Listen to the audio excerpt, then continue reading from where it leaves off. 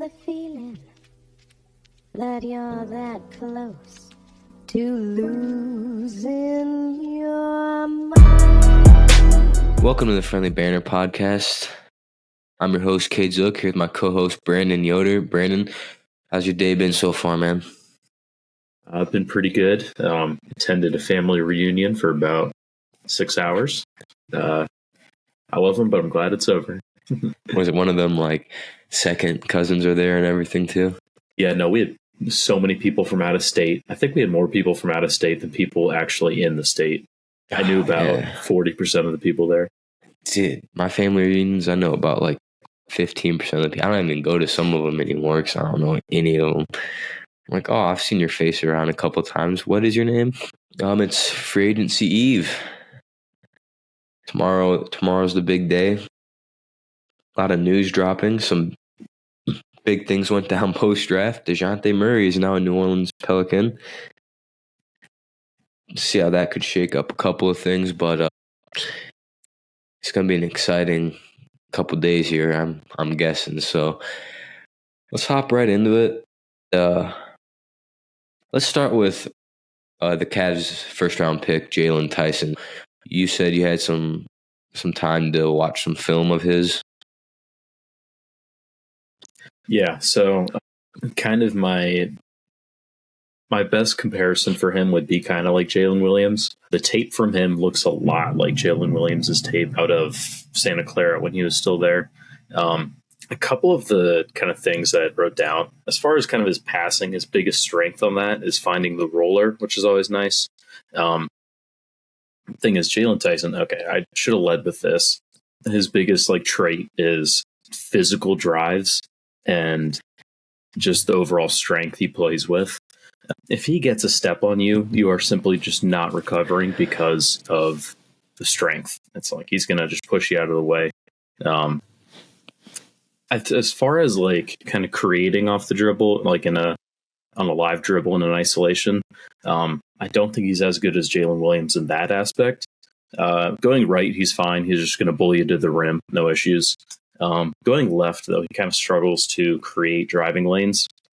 That's one place where Jalen Williams definitely has the edge on him. Williams, what he really does is he'll use his offhand to kind of push you out of the way, or to kind of reach around you almost and create an angle that way. Tyson can kind of do it, but he doesn't do it nearly as often. Where Tyson really does excel, though, is in screening actions, like DHOs, pick and roll in general. Because obviously coming off the screen, you are going to get a step on your defender. And when he does get the step, it's just over at that point. Again, it's the strength, it's the overall finishing in general. He's really good at getting into your chest and finishing that way. He can also change direction mid-drive pretty well. There was a number of times where he drove and then was driving right and then switched going left and then finished that way, whether it was just a straight crossover or if it was a spin. Either way, he still can do it. As far as off the catch stuff, he can definitely shoot off the catch.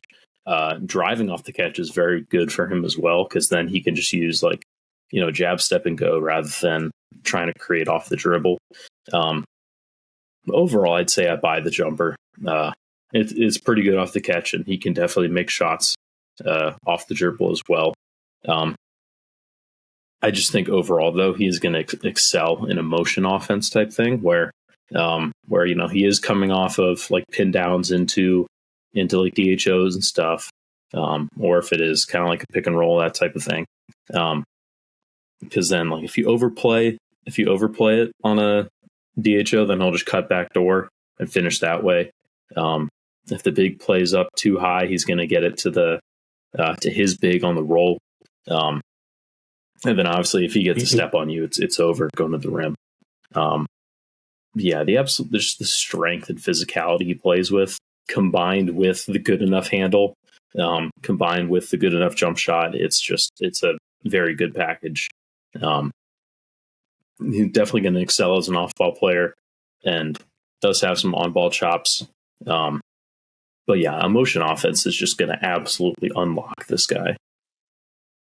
Yeah, I liked some of the, not so much, I won't get so much in his game and his skills, but I liked his press conference, his introductory press conference with the Cavs. I really, really enjoyed just hearing him talk. And I know his head coach at Cal, Mark Madsen, said that, he can't speak on like what type of player he'll be in the NBA, but he does know one thing, and that's his work ethic will be as good as it gets in the entire draft class. Like, they had a hard time keeping him out of the gym. He was using up all of his 4 hours during the summer. Like, really spoke highly on his work ethic. And I know Tyson said in his introductory press conference that he knows he doesn't have like he's not like some elite NBA prospect or some all-time touted player, but that he's happy to just be here, get acclimated, and do the best he can to help contribute to a winning team. And that was something. He just seems like he has his head on straight and is not going to be like a Kevin Porter Jr. kind of rerun here in Cleveland. Like, he seems like a pretty good dude, and someone that's going to be a contributor both on and off the court for the Cavs for hopefully a long time. And so I really did especially like that. Especially with him transferring so many times throughout his college career. People have kind of raised questions about that, kind of shown that as a little bit of a red flag. But I mean, if you're getting very good recommendations from your coach like that, I'd say that kind of dismisses any concerns I have as far as character and stuff like that. Also, the fact that he was able to kind of rebound at Cal after transferring out from Texas, and was it Texas Tech too? I think he played for both of those, Texas first and then Texas Tech second. Yep. And to be able to have a year like he did at Cal then in his third year, also, I think that's encouraging to know that like he's going to be able to come into a team that, I mean, barring like unbelievable things happening, he will have Kenny Atkinson for at least 2 years. At least, hopefully way longer than that, but at least 2 years. And for him to be able to be in one system for more than 1 year and to kind of just continue to build into the player that he can become, I think it will be a big positive for him. Along with Kenny Atkinson's, track record of developing players, I do think that he definitely has got the skill set to become a solid player. And the more that I've looked into it and kind of watched some of his game and heard him talk, I do like the pick more and more. I do think it could have been worth it for the Cavs to look in and to, jumping ahead at 2 spots and grabbing Connect instead of letting the Lakers get him. But I do still like the pick. Yeah, I don't think, especially in a draft like this, when you probably could have made the case for 15 players to go at that spot, I don't really, it's hard for me to hate on it. He's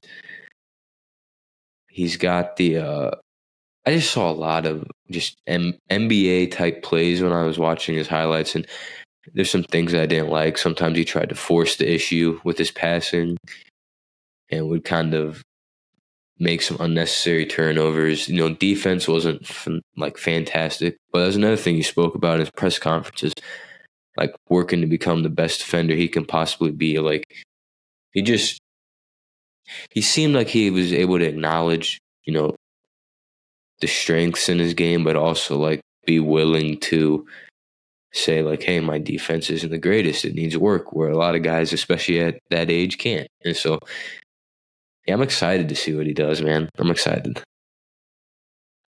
Yeah, me too, for sure. Free agency gets closer. We hear more and more rumblings, and we get some players opting in and opting out. LeBron James is opting out of his contract to become a free agent. I think everyone here expects him to re-sign with LA. Yeah, there's no really, especially after them taking Bronny, there's no way he doesn't re-sign. He will be a Laker next year. but he is willing to take a pay cut. So what could that mean for the Lakers, and who would he be willing to take a pay cut for? Okay, so as far as the pay cut itself, it's just going to be enough to open up, so that way the Lakers can get the full MLE, which I believe is $12.9 million this year. The players mentioned as far as so the goal is to create, open up the full MLE to get a quote unquote impact player for that position, for that spot. The names listed were Klay Thompson, James Harden, and Jonas Valančiūnas.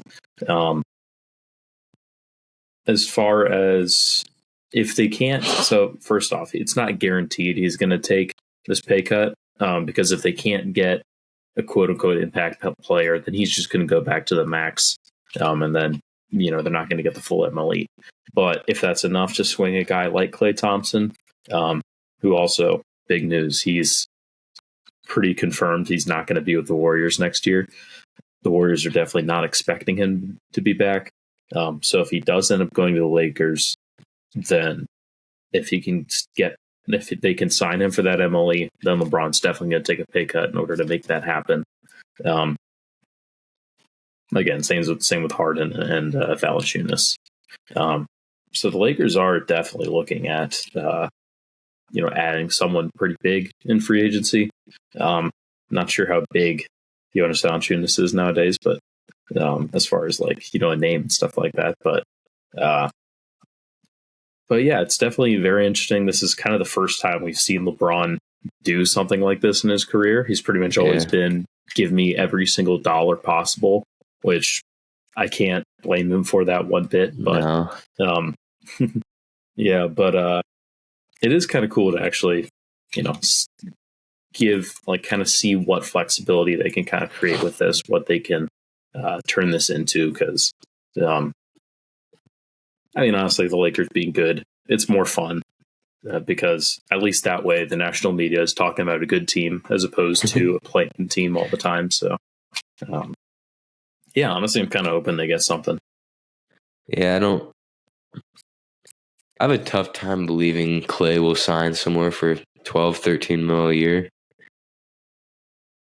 I think he will get paid pretty good in free agency. Don't see Klay happening. I don't really see Harden happening either, but Valančiūnas, maybe I could see that. And I do think that would be worth it. But if they're expecting to get a big time player for, in this market, it's just not going to happen unless they are willing to take a big time pay cut, which if Klay's willing to take a big time pay cut, why wouldn't he stay in Golden State? That's why it just doesn't really line up for me with Klay to the Lakers. Who knows? But I'd be shocked if Klay went to the Lakers for the mid-level exception. I would be shocked. I would be willing to put a lot of money on that not happening. Yeah, if you had to, as far as a Klay destination, if I had to really guess, I'd say it's Orlando for a whole bunch of money. I kind of agree with you. I think that if Orlando can't come away with Paul George, I do think they're going to definitely go towards Klay. If I was a betting man, I'd probably put my money on Klay joining Orlando. Except I am a betting man, so never mind. I know, stupid. Paul George also opted out of his contract, so that kind of gets rid of that opt-in and trade thing that a lot of people kind of saw him possibly doing.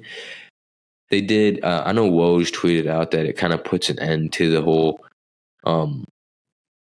trading scenario, which is not true. They can simply do a sign and trade still. I don't really know why Woj tweeted that. If PG wants to go somewhere on a sign and trade, it can still happen. Unless there's something with the player option that I don't know about. Like if declining a player option would negate the opportunity for a sign and trade. I don't know why if that's the case. I don't kind of know why that would be the case if it is, but I don't know. Yeah, I have no clue.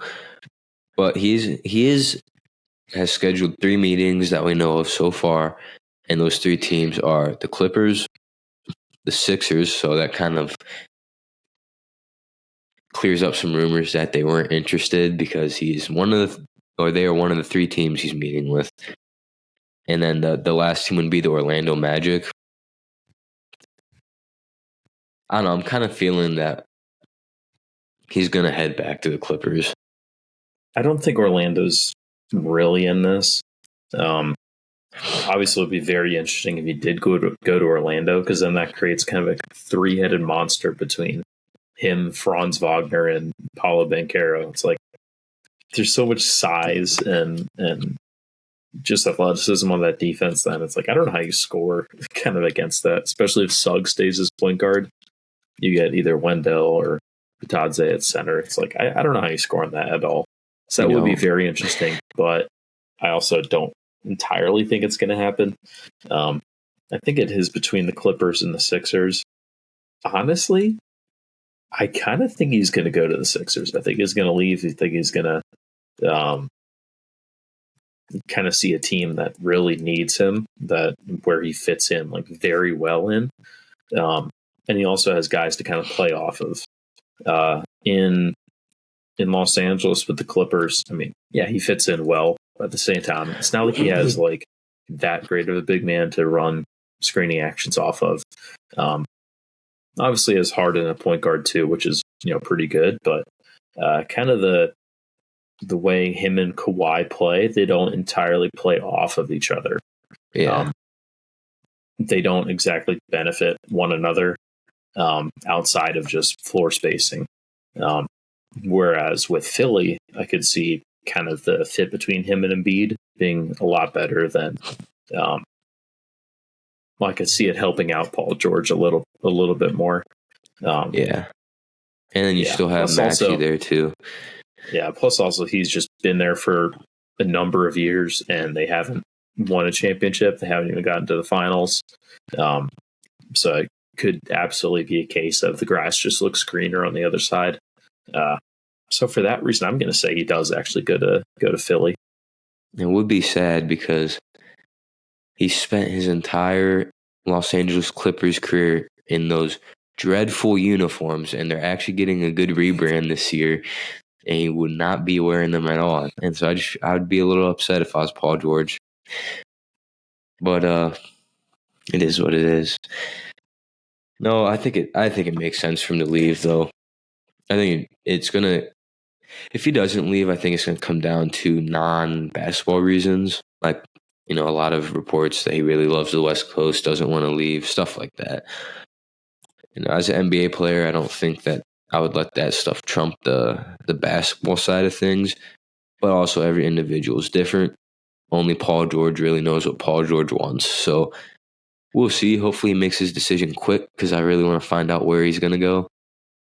If he does go to the Sixers, I think that could kind of shift the balance between the West and the East a little bit more to where it's like you don't really want to go to either conference now. Because the Sixers West definitely. Sixers with Paul George definitely threw themselves into like the true contender category. Because before they've been kind of like a fringe contender. Like they get Paul George, and you got four depending on what Milwaukee does. I kind of expect them to have a better year, so we'll say 3.5 from the East because the Knicks are 100% right there with Boston now. You get Paul George, and you have the Sixers too. It's kind of both conferences are extremely stacked at that point, and it kind of balances it out a bit, which it will be great for the NBA. Great, because the East playoffs were not great. It's kind of funny how one Robin type player could, really swing the balance and make things even again. But honestly, if it takes the Sixers from like kind of a fringe contender to like a true contender, I think it definitely could even out the conferences. Yeah, I mean, because in the West you got Denver, obviously, Dallas, obviously, Minnesota, obviously, and the Thunder. Am I missing anyone? I think that's your 4. I already forgot who you said. It was Denver, Minnesota, Thunder, OKC, and Dallas. And Dallas, yeah, because they made the finals. Yeah, that gives you 4 kind of real powerhouses there. And then See you what got the like Lakers 3.5 doing. to 4 in the East, Yeah, depending on what Milwaukee does. yeah, depending on how good they look next year and how whoever replaces Malik Beasley in the starting lineup. Then, what if it's KCP? I just had that idea, and that's kind of scary. That would be actually a good. That would be nice. Definitely would help That their would be defense. a very good fit there. Yeah. Still shoot the ball. Mm-hmm. Man, why did the Lakers move on from KCP? Honestly, I was just thinking about this the other day. If you look at the Lakers, like just the entire list of players that they've had that are in the league, it's kind of crazy. Like, for example, just Josh Hart, Julius Randle, Ingram. You look at Zubats as well. Kuz. Starting for the Clippers. What'd you say? Kuz. Yeah, Kuzma as well. Exactly. The list just goes on and on. KCP. No, it does. Obviously Lonzo, but he's not playing right now, so that's something. But yeah, no, if you just go down the list over the years, it's like there's been so many very good players that have played for them that are still contributing to their teams right now.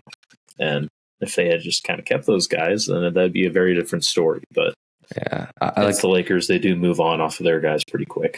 They do. The Lakers actually surprisingly, kind of at the end of the Kobe era and right before the LeBron era, actually drafted pretty decently. But they just never put a team. Yeah, but do we really think a team of Brandon Ingram, Julius Randle, Kyle Kuzma would ever even do anything? And Josh Hart? Depends on what kind of Kuzma you're getting. Probably the inefficient one. Good player. Yeah, probably. That being said, Ingram and Randall, those are 2 good shot creators, and they're kind of their peak about a couple of years ago. 2 phenomenal shot creators at that point. Lonzo at his peak would have been a perfect fit next to those guys. Zubats would be holding it down at center, playing good defense. KCP at the 2 guard, playing more defense, shooting well. Again, hard off the bench. Yeah, there's if they would have kept all their pieces about 2 years ago, that would have been a fantastic team. It's the Lakers. I seen Lonzo might get bought out, actually. Interesting. I would take a flyer on him. If I was literally any single team in the NBA, I probably would take a flyer on Lonzo. I guess, it couldn't hurt. When he plays, he's great. Yeah, just a matter of if he's actually going to see the floor again. Yeah, if you don't already have a plan for a roster spot and you can kind of afford to kind of waste one, yeah, I think it'd be worth it throwing him a contract. Because if he does get back on the floor, then that's amazing value. Yeah, definitely. I would throw him a 1-year deal, 2-year deal, depending on kind of what he would want. But I'd be willing to. I'm not even just talking from the perspective of a Cavs fan. I'm really talking about any NBA team because Lonzo will fit any NBA team out there. Yeah, he's just like that when he plays. Yeah, so we can't just glance by the fact that a gigantic move didn't just go down. Dejounte Murray got traded. So the Hawks picked their guy. They're rolling with Trae Young, which me and BY have been pounding it over the head since we've started this podcast, that it's smokescreen. The Hawks are going to stick with Trae Young, and the whole Dejounte Murray's getting more value in the trade market, and the Hawks are kind of leaning towards wanting to build around Dejounte Murray was false and made no sense. Just never buying it. Never bought it the whole time. We've been saying it's not true. Pelicans trade for Dejounte Murray. Trae Young is still on the Hawks. Anyone that has watched both of their careers knows Trae Young is a better player, knows that Trae Young is good enough to build a franchise around. Now it's time for the Hawks to attack this rebuild and this situation completely different than they have. They have to become a team that has a real identity that doesn't just have, we have Trae Young identity. We made the Eastern Conference Finals identity. Like, that's not an identity. Your team actually has to have a reason why they play basketball. You guys are just going out every night. Yay, we're in the NBA. Shoot shots, Trae Young, get some assists. It was pathetic. What the Hawks have put out is absolutely pathetic. Look at your roster, evaluate it now. You have Trae Young and you have Zachary Rizaje. That is it. They got Jalen Johnson. He's pretty good. And Jalen Johnson. Thank you for correcting. Sadiq Bey is going into unrestricted free agency. They didn't offer him the qualifying offer, so he's going to be also off the Hawks. As far as Bogdanović, I don't know if he's going to just slot into the starting two or if they're going to look to trade him as well. I'm not sure on that, but I would love to see them play with a lot more pace. Yeah, they're not always they're not the slowest team in basketball, but when you have the offense led by a guy like Trae Young, I definitely do think they should be playing with a lot more pace. Definitely. Again, kind of like the 7 seconds or less style. Have them start running that, and then kind of see how that happens. Then also just load up on defense wherever you can. Primarily at center. I don't think Clint Capela's the guy. At least not anymore. In a Kongwu, I don't know entirely what to make of him. I'm not sure if he's like really there. He's probably worth keeping for now. I think he's definitely worth keeping. I just don't know if you want to hand the reins to him at center. Yeah. So the full trade details are the Pelicans get Dejounte Murray. That is it. And the Hawks receive Larry Nance Jr., Dyson Daniels, and then 2025 and 2027 first round picks. You can't sit here and tell me Trae Young's not getting more than that. Number one, Trae's absolutely getting more than that. Yeah. As far as like the actual return, obviously Dyson definitely does provide a lot of defense. I don't think the offense is good enough to keep him on the floor, but I don't know. Larry Nance, I definitely don't think that's their guy at center. I think they should. He's either going to be the third center on that roster, or they're going to probably flip him again. And I would lean towards trading him one more time. Kind of agree with you there. Yeah. Also, as far as like the pick situation, kind of what they got back, the trade that they made to get Dejounte Murray, it was Danilo Gallinari's expiring contract and 3 first-round picks. So the fact that they're getting 2 of those first-rounders back makes it all worth it. Because then all of a sudden, it makes it a lot better. Because then all of a sudden, you just gave up only 1 first-round pick to get about 3 years of Dejounte, 2 years. I can't remember. It's 2 or 3. But are the Spurs? Did they get unprotected picks from the Hawks? I don't remember. Because if they did, remember. I think the biggest winner of this trade is the San Antonio Spurs. I mean, unless the Hawks, they were winning no matter what and get better. I don't see that happening. It's the Hawks. True. Pelicans should also, be good. I do want to say, Pelicans should be pretty decent. Also, it's kind of funny with the Pelicans. They must really have a type at point guard. They went from Drew Holiday to Lonzo Ball and now Dejounte Murray. 3 big, outstanding defensively, very good passers, all at the point guard position. It's like the same guy 3 times over, basically. Yeah. Do you think that the Pelicans make any other moves? Well, yeah, definitely. They don't have a center. They don't have any centers on their roster now that Nance is gone too. Yeah. I don't know who that guy is going to be. Maybe it's like a guy like Clint Capela. Maybe Portland pulls the trigger early and moves off of Ayton now that they got Lingen. What other centers could be moving this offseason? Jarrett Allen. Yeah, Jarrett too, I guess. But I don't entirely think that's going to happen at this point. Where's Steven Adams? Is he still injured? Where is he? He was, but he's got to be getting pretty close to coming back. Yeah, let me find out real quick. I do kind of worry about Adams just being like completely cooked once he gets back. Obviously, this is the last season was in Memphis. Where's the transaction? Oh, he's with Houston. That's right. That sounded right, but I didn't know for sure. But yeah, so he's with Houston currently, and he is under contract for 2025. So yeah, $12.6 million. So he is with Houston currently. I don't know if they I don't know if they plan on keeping him. I don't know if they plan on moving him. No idea. So. Do you think the Pelicans? I think the Pelicans are going to end up moving one of their kind of, I'm not going to say key pieces because I don't really think CJ McCollum's a key piece, but like one of their essential players, I should say. I do think they're going to end up moving off of one of McCollum and Brandon Ingram. Yeah. If I had to pick, I don't know. I just feel like CJ to Orlando is inevitable. But at the same time, maybe they throw a wrench in it and move off of Ingram.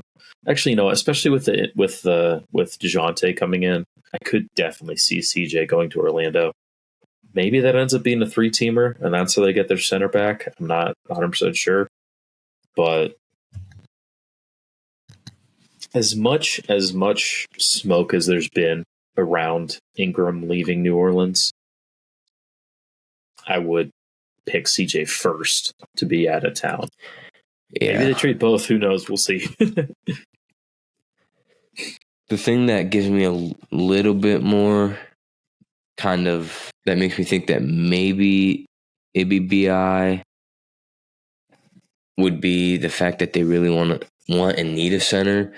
But every single report, I've heard that they've reached out. The Cavs have reached out to the Pelicans for Brandon Ingram, and they're interested. But the problem is they don't want to break up the core four, and it's not going to get done unless you break it up. So it's kind of in the Cavs' hands. I do think, though, that the Pelicans would definitely be willing to talk and listen. If Jarrett Allen was someone they got back, and I think it could possibly get done because it would make a lot of sense for both sides. But yeah, if Kobe's going to keep being stubborn about it, then we're going to run it back with the same freaking team again. Expect different results. Let's go. It works all the time. I would, if we were to run it back, I'd be just get rid of Karras, get rid of Niang, get like one more power forward, and then from there, it's about as good as you're going to get. But yeah, I'm still definitely open to the idea of a, Jarrett for Ingram swap. I don't know I don't know exactly what that looks like as far as like kind of how the offense would function with Ingram, but at the very least, there's going to be a lot more spacing with it. It means Mobley goes to center. It means you need a backup center then, which is something. But I don't know. I'm definitely higher on a run it back situation than you are, mostly because of Atkinson. Rego, I would have been even higher on it, but they're both much better options than JB at head coach. So I think that alone, there's definitely the X's and O's in order to make it work, I guess. Just a matter of how well it works. If we run it back, though, my thing is, what is our ceiling? I mean, you're going to have a pretty elite defense. It's just a matter of how good is the offense going to be. And that's kind of the question. Does Darius look like old Darius? Does Atkinson really kind of make you guys play faster as well? Kind of clear up kind of spacing issues? What does Mobley look like on offense now? Does he kind of develop a 3-point shot? Does he attack more?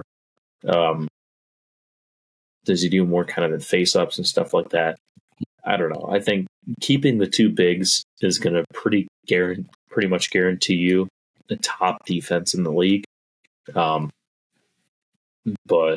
and again, the defense has definitely translated to the playoffs as well, so I'm not worried about that like at all. Just a matter of how good is the offense going to be.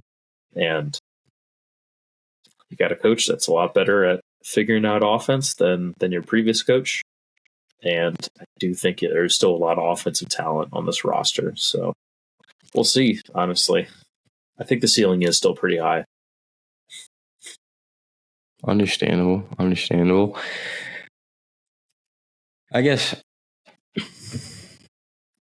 I can see where you are coming from. I don't know. I'm excited to see what Kenny Atkinson can bring out of the guys. What I'm more excited about is hearing about Donovan Mitchell's contract extension. Please drop the news. Please. I need it so bad. Everything surrounding it definitely sounds like it is going to happen. It's going to happen. Yeah, I'm pretty confident it's going to happen. But I just want to see it now. Like, yeah, I just want to see the pen on the paper. I want to see it in writing, just to kind of quell that 1% story on Instagram where he's on the desk signing, and they take a picture of it. That's what I want. Yes, I think it's going to happen. I just need it to actually happen. A mess of little stuff going on around the league. The floodgates are opening. It's officially off-season time, and it's very exciting. Agreed. So I think this is a good little free agency eve episode. Maybe we could drop an episode Monday, depending how crazy the first 24 hours of free agency is. Sometimes it opens up on a banger straight away. I know that when Paul George, was it when he signed with the Thunder or when he got traded to the Clippers, that it was like the minute free agency opened? I don't know. I don't want to say it was traded to the Clippers, because it would have happened the same time as Kawhi signing with the Clippers. That would have been like a huge, that was all huge because it all happened at the same time. I think it might have been the Thunder. You mean when he re-signed with the Thunder? Wait, that's true. He got traded to the Thunder. Yeah, no, it was for Oladipo and Sabonis. I do think it was the Clippers. I think it was like the same night. They both went down right away. In hindsight, think about it. There was a time when the trade for Paul George for Oladipo and Sabonis, there was a time when that looked like it could have swayed in Indiana's favor in that. Unfortunately, it didn't. But no, that was wild. So I don't know. Does Paul George want to do the same thing to us this year? Who knows? It starts at 6 p.m. It's open, so tomorrow. But yeah, I do remember. I think it was July 4th that I went down. I remember kind of waking up on July 4th, and it was kind of crazy. We're like, my goodness. But we'll see. If it's really crazy, maybe we have a little episode Monday. If it's not, we'll keep one still on Wednesday. But we'll kind of try to be more. This is kind of like the last real heavy news cycle of the NBA season until we kind of get into closer to the year. So we'll kind of try to stay a little bit fluid throughout this week, maybe next week, as kind of things go down. But we'll keep getting you at least 2 episodes a week, trying to keep you guys updated. And yeah, this week should have a lot of things, topics for us to discuss. Then when things start to settle down, we're going to start doing a little bit of some deep diving stuff into, every NBA team and kind of looking at realistic expectations for them. Kind of keep fresh content coming out to you guys when in the, couple months of the dead spot. Plus, it means we get to talk about actual basketball and X's and O's instead of just storylines and stuff. So yes, that'll be great. We can really show what we know. That's the exciting part. Agreed. But yeah, I think it was a good little. The night before, everything goes haywire. So stay updated. Be checking your phones. Anything could be happening now. It is officially getting to Woj bomb territory. Thank you guys for listening again. Just enjoy it. It's a fun time of the year, and If you did listen to the podcast, please give it a review wherever you do listen at. It matter a lot to us, and we do appreciate it. Follow the podcast and check us out on YouTube. The video version is always up there. Other than the draft one, I didn't put a video version because it was like 2.5 hours long, and yeah, it was just kind of boring. So I don't think you wanted to see my face for 2.5 hours anyhow. So yeah, it wasn't. I don't know if we'll ever do a live draft special again. It was too much. But everything else is always on YouTube, so go check it out there. And then we have YouTube Shorts, Instagram, TikTok. Just check us out on all of them. Follow, like, share, tell your friends. We appreciate it. Thank you guys for listening. You guys have a great night. Yes, sir.